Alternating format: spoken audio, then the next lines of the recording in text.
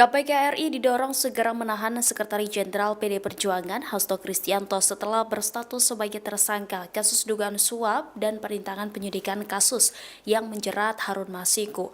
Dorongan ini disampaikan oleh pemerhati politik hukum dan sosial Agus Wijayanto pada Kamis 2 Januari 2025.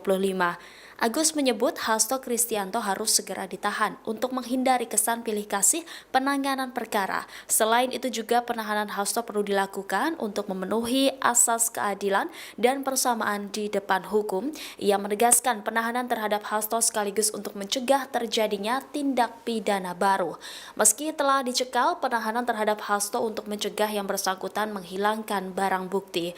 Di sisi lain, Agus menilai KPK juga perlu memanggil Ketua Umum PDIP Megawati Soekarno Putri untuk dimintai keterangan terkait perkara yang melibatkan Hasto. Lebih lanjut, Agus khawatir jika kader-kader PDIP mendatangi Jakarta untuk mencegah penahanan Hasto akan mengganggu ketertiban umum.